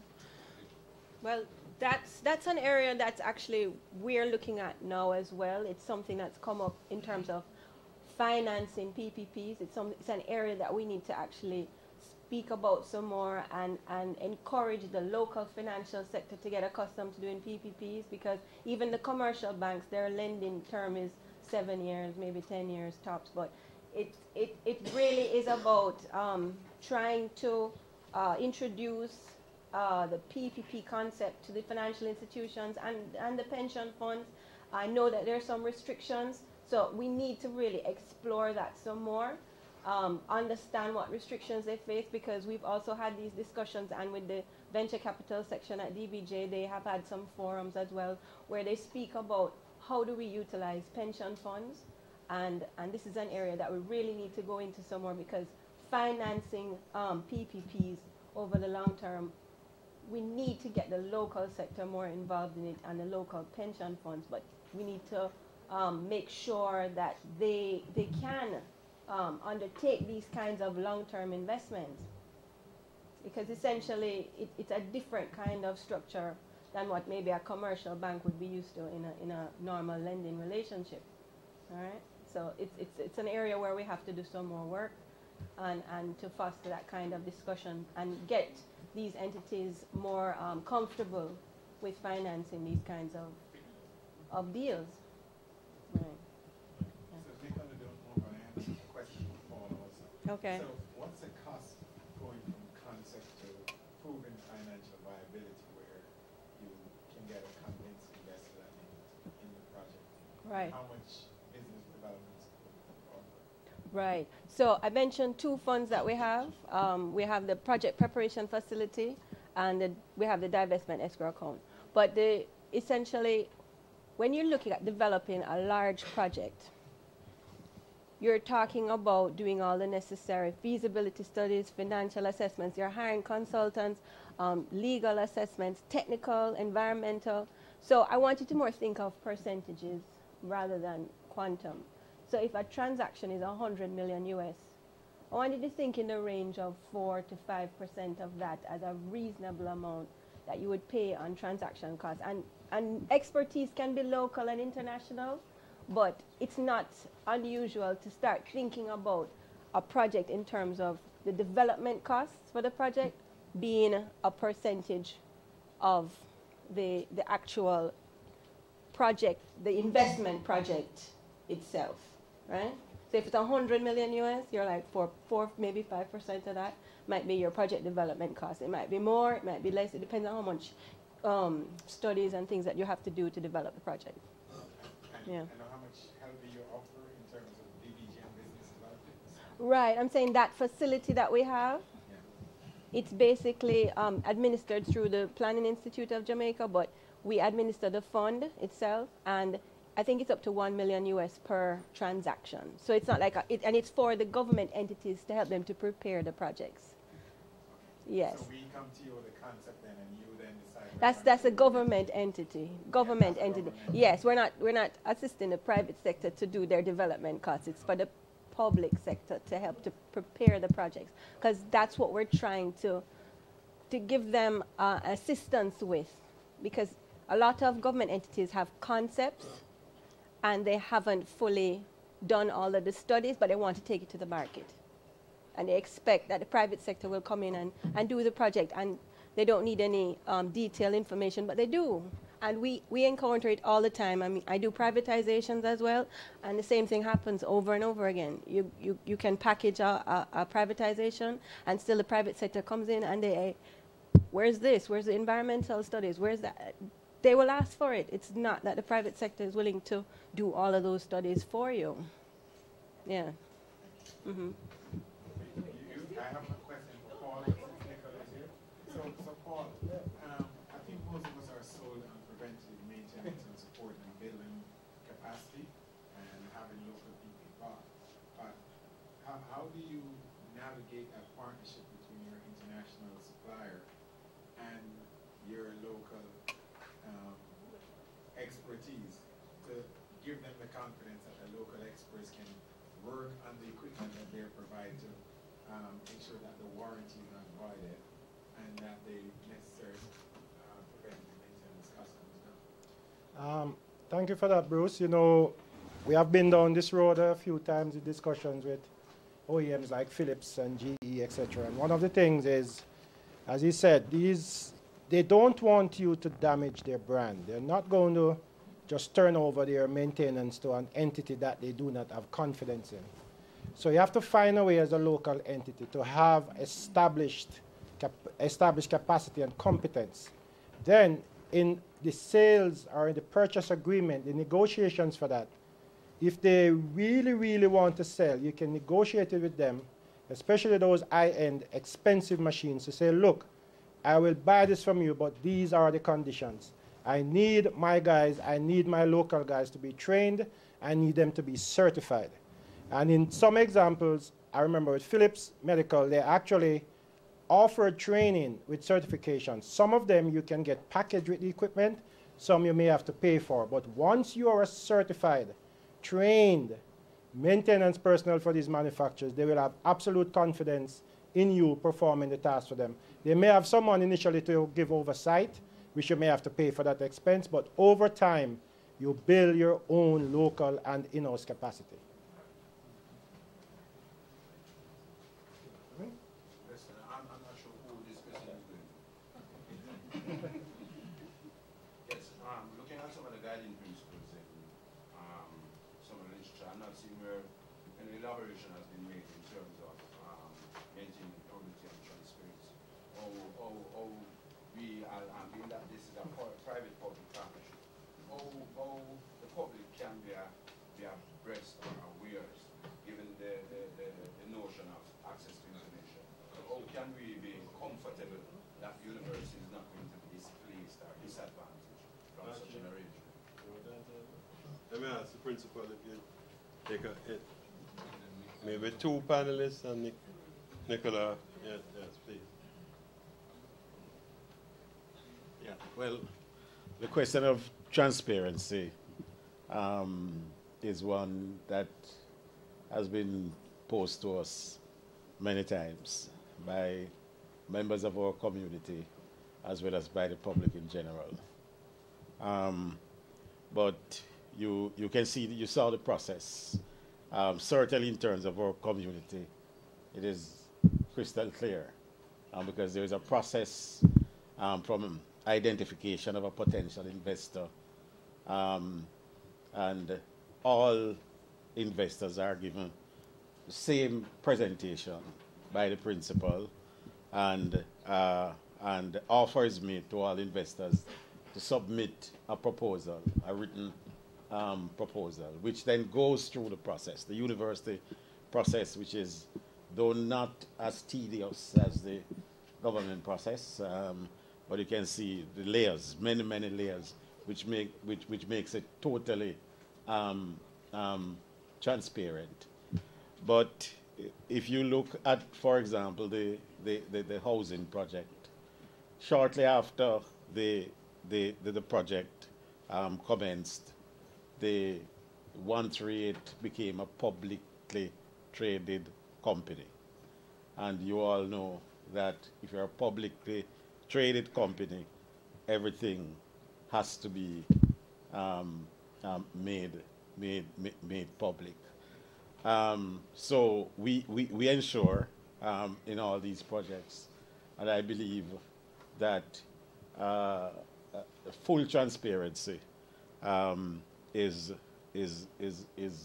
ensured, certainly in all these projects that we undertake. I don't know if I've answered your question. Who asked the question? I don't know. Yes, sir. Have I answered your question? Yeah. Since 1980, we have been doing procurement and traditional procurement in Jamaica for all these years. And I'm not seeing, in terms of public accountability, where the public is going to know what is happening in farm and everything. Similarly, for example, the government wished for public sector wages to be 9% of GDP. Okay? In the PP, in the PP private-public partnership, I'm seeing at 8% of GDP. Similar to those things, we would like to see something coming out. Okay, university is not going to be disadvantaged because of this corporate social responsibility when they dictate that. Because we use the university and we have to pay these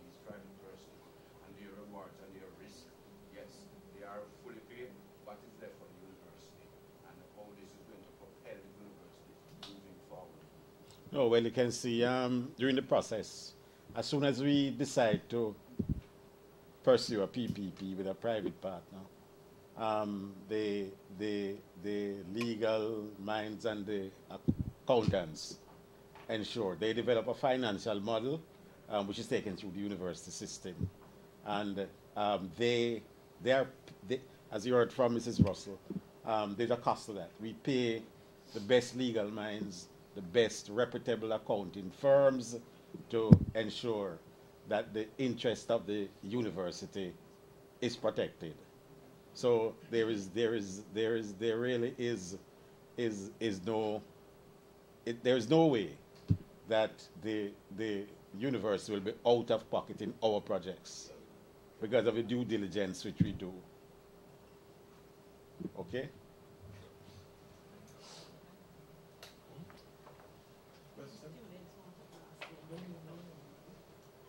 Go ahead, Mrs. Good evening. My question is there any centralized, as it were, data bank where potential private investors would know what are the opportunities for investment in the public sphere in this sort of, is it centralized that they would know?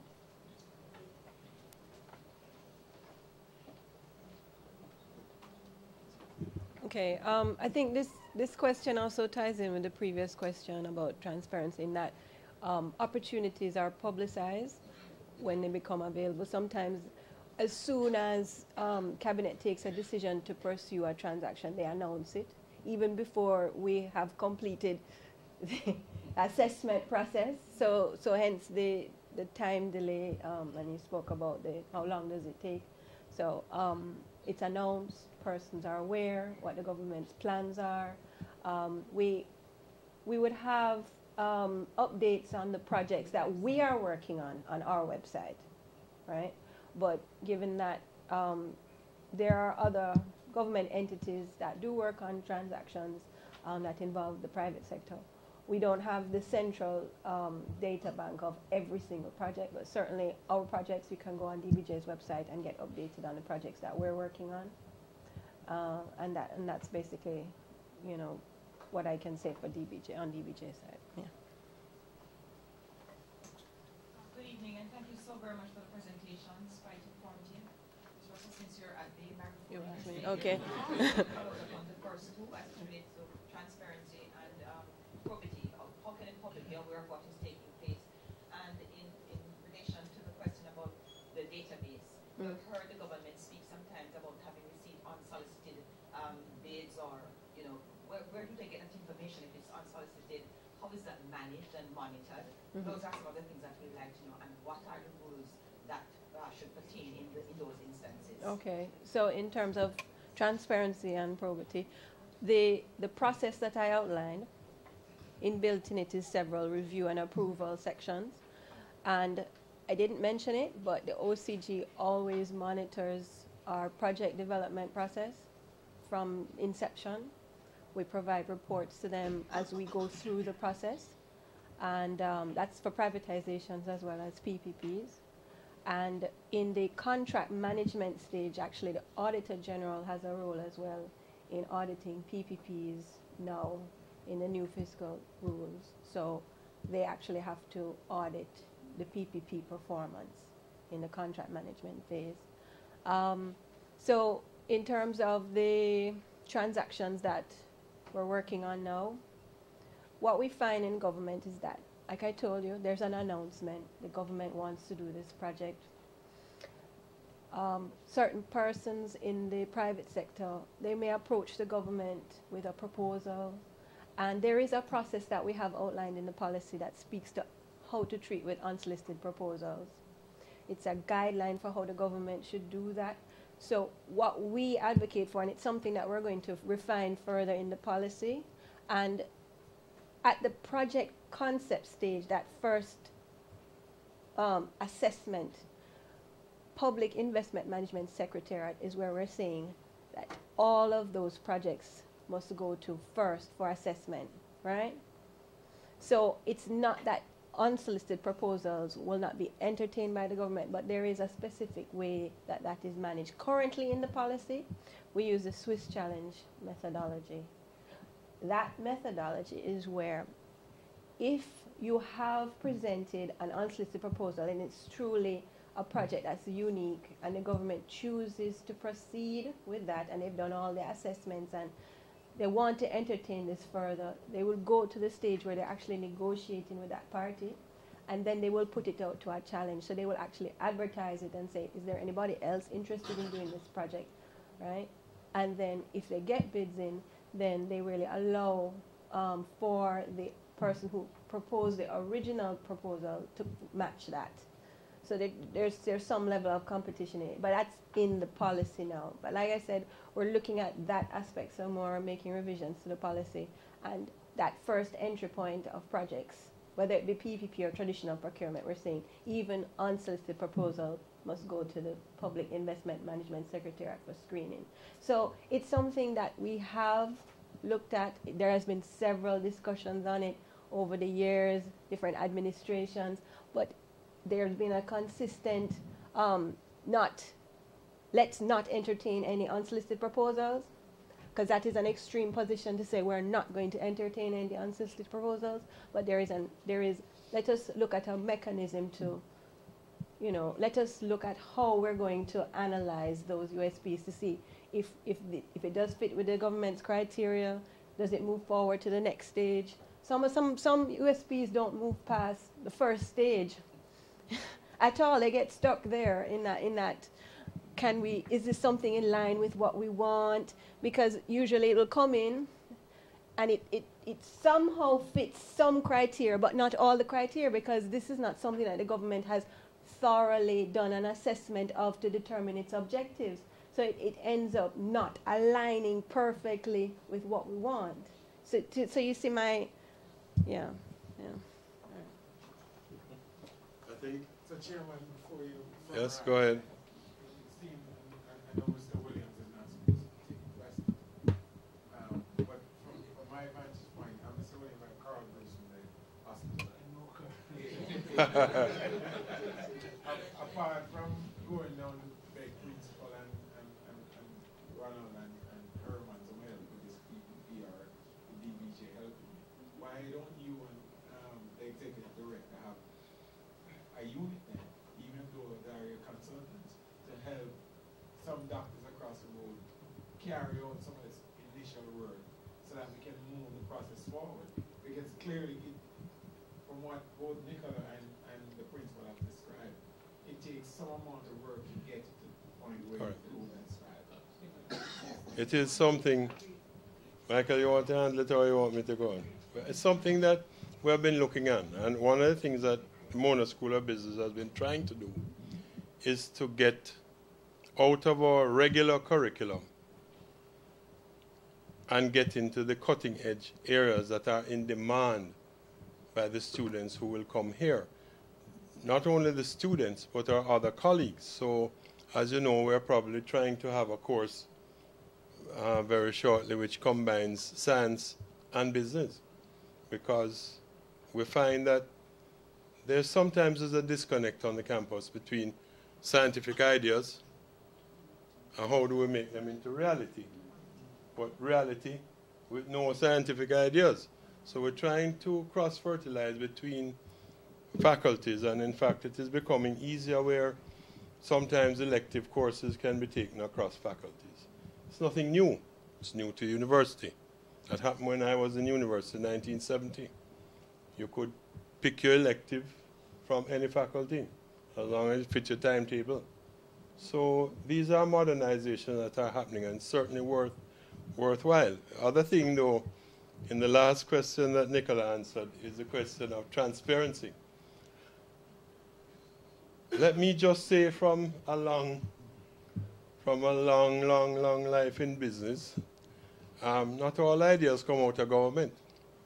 So sometime in a country where we sometimes describe ourselves as wagonists, sometimes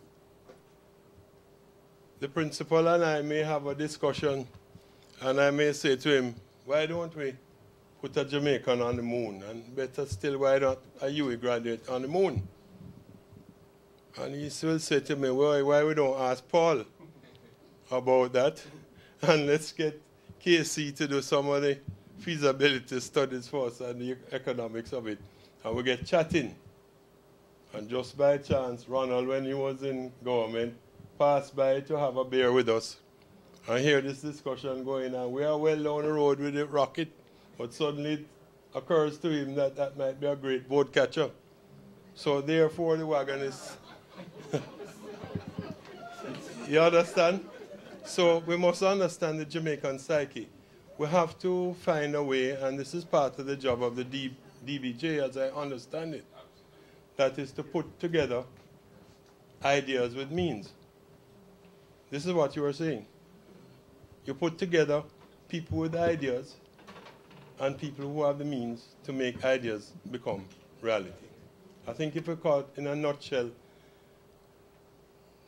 there starts with an idea, there starts with some feasibility, there becomes a project, it becomes, as the principal said, a reality, and then Paul is stuck with the part of keeping it running long after we have done. Because, you know, oftentimes the original entrepreneur does not necessarily want to stay for the life of the project, but the payback on the project may be 20 years. So suddenly if you are 70 years old and you have a great idea, you have no likelihood, unless Carl Bruce is looking after you, that they might make it to the 100. So this is the return on the investment. This is the reality of things. And I think that what I learned here this evening is to be flexible in the arrangement. Public-private partnerships, I tried to say was a long time ago. We are here because of the first one there with the Ark. Because if we were hoping to be descendants of the people who weren't there with the Ark, then we wouldn't be here. So probably we made it on board. Now, maybe some of us profited off the Henry Morgan transshipment port. But these are the ideas that the Mona School of Business and the School of Engineering try to put together to the public for people like yourselves to have better ideas than the ones that we have. So it is my pleasant duty to really bring this to a close. I want to thank everybody for being here. It is really something that we try very hard at the Mona School of Business and Management to promote topics that are of interest, that stimulate thought throughout the economy.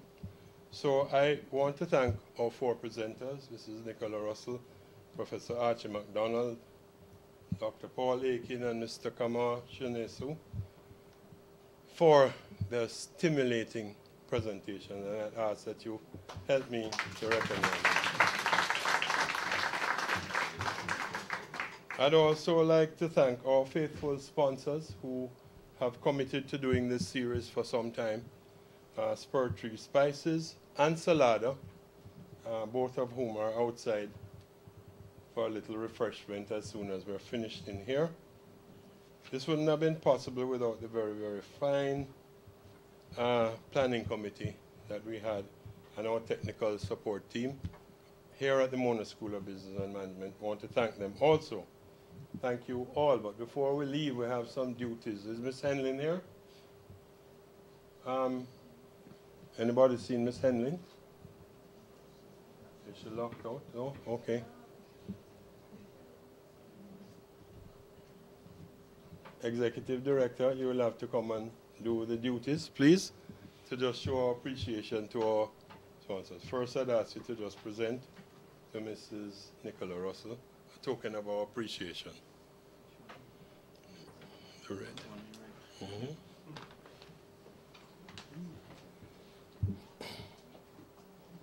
This is on behalf of MSBM and your audience. And you feed it most of the questions. Thank you very much. Next one you present is no differentiation by sex. But since the principal is getting us out of the red, let's get it back in the red. What about the PPP water? Thank you for presenting. Michael. Paul? Is it a public-private partnership? That was an interfaculty partnership. Thank you. Casey, I can't pronounce the name, so. But we made sure one thing is not a school. Not a school.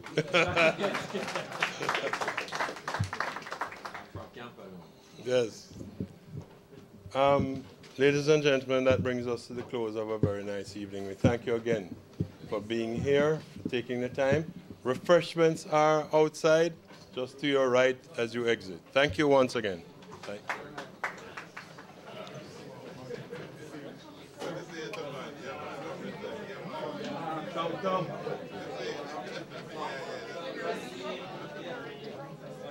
Something